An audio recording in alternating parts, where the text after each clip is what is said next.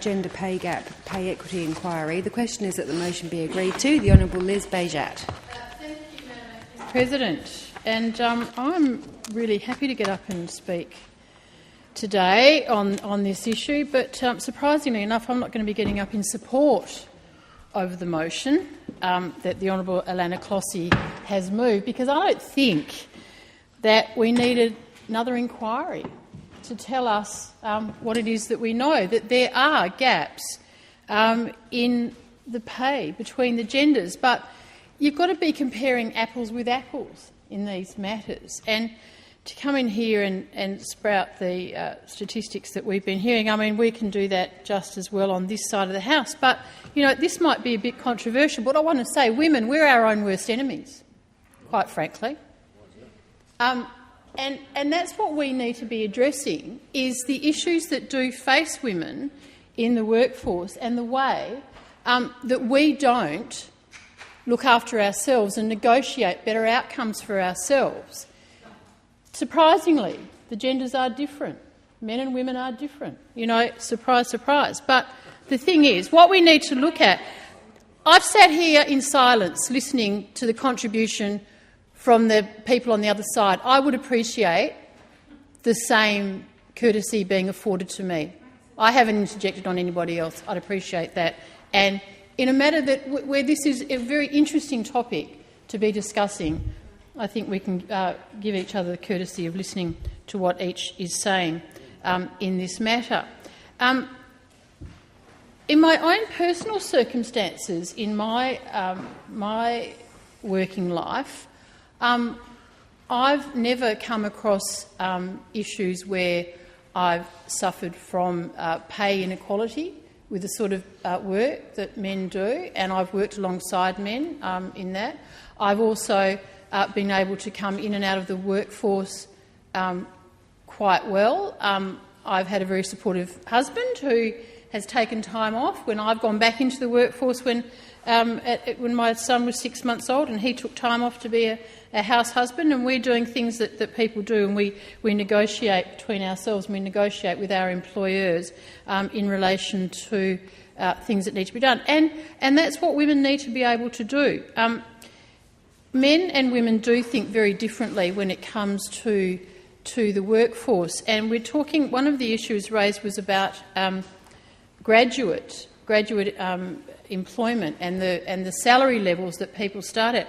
The Carnegie Mellon University in the US does some very interesting work, statistical work, around this issue of starting salaries.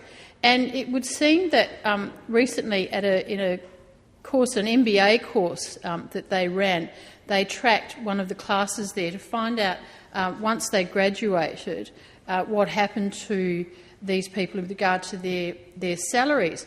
And 57% of the males who undertook that course negotiated a starting salary at a new job for themselves, better than what they were being offered in the first instance, while only 7% of the women graduates negotiated a better starting salary because they were a little bit reluctant to try and negotiate a better outcome for themselves, whereas men will tend to do that. We know ourselves when men apply for positions, and in speaking to people who are in the human resources sector, a woman generally won't apply for a position unless she thinks that she can tick at least 9 out of the 10 boxes that might need to be ticked, whereas a man will probably only tick 5 and think, well, I'm going to fudge it for the rest of it and put myself forward. And these are certainly issues that are very real and that women need to be able to address in relation to how they go about getting themselves a better outcome.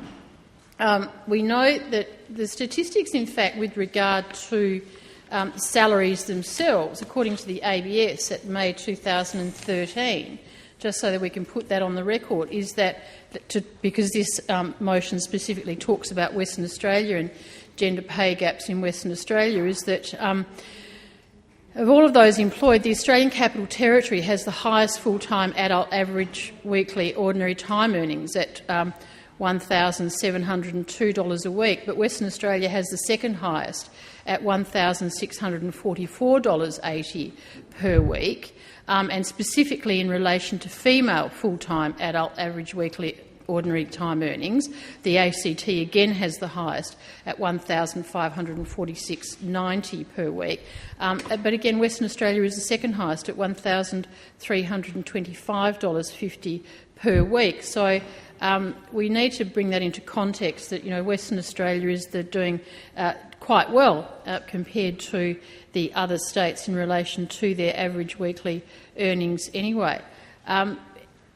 The question is, do we need to have an inquiry to work out there's a gender pay gap? No, we don't need to do that. And I think that it's obvious that the mining sector has been one of those reasons. And the Honourable Samantha Rowe said that, well, the gender pay gaps existed prior to the mining boom. But as we all know, is that prior to the mining boom, there were other people, and generally men, in trades who then shifted from that trade into the mining and resource sector. So that's another thing that you have to look at, is where's the movement taken place in those sectors with regard to employment. And we knew that once the people in the mining sector took on their positions, it then became very difficult to get tradies in a lot of the professions. So it's sort of, you've got to look at the real reasons behind that.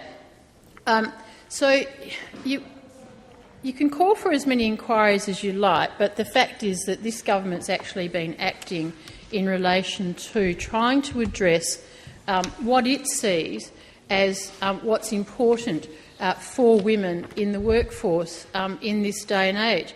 And economic independence is really where we need to be focusing our efforts to ensure that it is easier for women to participate in areas where they do want to participate, and that we can provide that through a range of measures.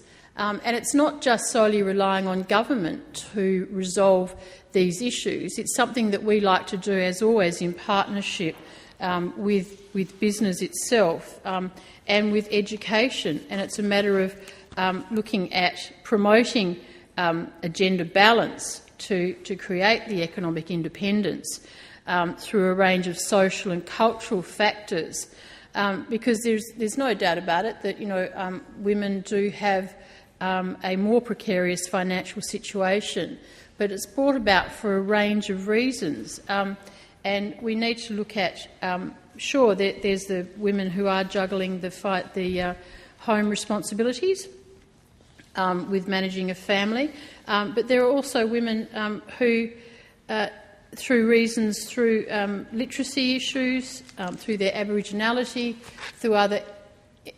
is there a point of order? Yeah, well, not a point of order, Acting Madam Chair, but I just bring your attention to the state of the House. Okay. Ring the bells.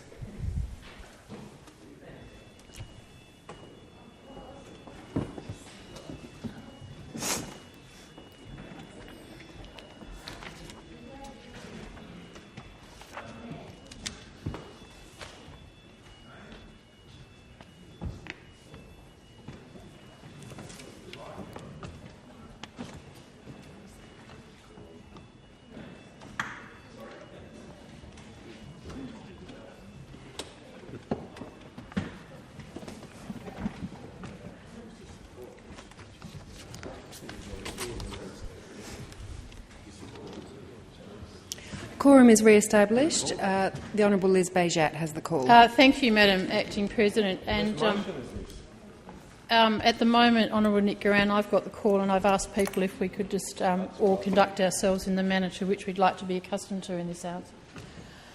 Madam Acting President, thank you for that. It's a shame that we had to call for a quorum during a debate on an issue that is very important, and that whilst I understand that members may have urgent parliamentary business that takes them outside this chamber, on the days that we do debate these motions, I think that we do debate some very interesting and important issues on both sides of the House, and this one in itself is quite interesting. And whilst I don't support the Honourable Anna Clossy in her call for an inquiry into this. There's certainly a recognition that there's work that needs to be done to address some of the issues that are raised, but I think there's probably been enough inquiries and it's the time to act. And certainly that's one thing that this government is certainly keen to address. And as I was talking about before the ringing of the bells, was that we need to be able to address economic independence for women. I think is a really important way of looking at this issue to ensure that we can improve the issues for women in that regard. There's no doubt about it, in tertiary education we've got more women going through tertiary education and graduating than we have men. But the question is, what do they then go on to do, and what do you then do to encourage those women to get into the workforce, negotiate themselves better conditions, and also to support them in their continuing in those roles. One of the issues that the Honourable Alana Clossy spoke about in her contribution was talking about the Department of Commerce Pay Equity Unit, and talked about budget figures with regard to FTEs, and gave us the figures over the last few years. But what she didn't really point out was the fact that how effectively is that pay equity unit working. It's not a matter of the dollars that you spend, but how effectively do you spend those dollars, and what is it that you do. And I'm certain that the Minister for Commerce would no doubt be able to expand on this area. But certainly the Department of Commerce have the pay equity unit, providing funding and support for the department's important role, and they're continuing to do that work. But they work together with stakeholders to create flexible work arrangements, in turn reducing barriers that women do find in participation for their career advancement. They've got their pay equity audit tool, which is available for people to utilise in relation to that, and the auditing tool provides training and support, and has been used extensively by the public sector, and encouragingly a large number of private sector organisations are also tapping into this to undertake audits of their own operations to view to bridging the gap. So that's part of what's available for people to do in conjunction with government initiatives, is to get the public sector and big business also taking responsibility in those areas. One of the other major initiatives that I've been very pleased to be associated with in recent times is through our Minister for Women's Interests, the Honourable Lisa Harvey, and the Being Board Ready initiative that has been released, expanding on the work that's been done in that area by the Women's Advisory Group in relation to giving women the opportunity to be able to put themselves forward to participate in board. All types of boards throughout Western Australia, to promote an understanding of the skills and qualities that women can bring to board membership, and providing women with those development opportunities to enhance their chances of board appointments. The WA State Government is leading the way in gender equity with the representation of women on government boards and committees, and we've seen an increase from 35.5% participation in 2011 to 41.7% now in 2013, and 29% of chairs as at 2013 are women. So you are seeing some increases in those, and that's exceeding the National Women on Boards target of 40% of women on Australian government boards by 2015. But we're not stopping there with that proactive approach with respect to those issues. The Department of Local Government and Communities Women's Interest continues to undertake work to raise awareness and understanding of gender pay gap, and its contributing factors in alignment with the work of the Workplace Gender Equality Agency. The resources that government are providing, again, are to be used in conjunction with private enterprise and other businesses in being able to ensure that there are opportunities for women that there may not have been previously, that we do need to make it easier for women to have more flexible working arrangements. There's no doubt about that.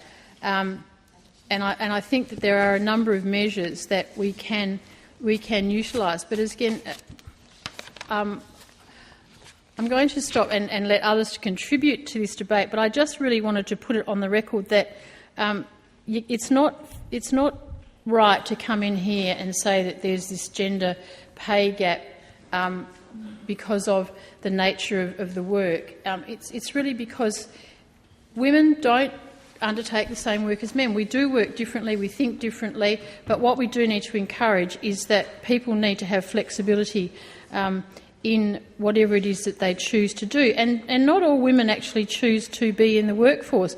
And again, the mining and resource sector has provided that opportunity. I know in my own family I have a niece who's the mother of 3 children, and her husband works in the mining and resource sector. She's quite happy being at home, being a mother who looks after her 3 children, but because of the conditions that he has in the resource sector and continuing on now, she's able to do that. It's all about choice and what it is that women actually want to do. And I think that as long as we're able to provide those choices and to provide it in a way that we do it in conjunction and consultation through the sorts of programs that we are putting in place, then I think that we will see that women's working conditions will improve quite rapidly.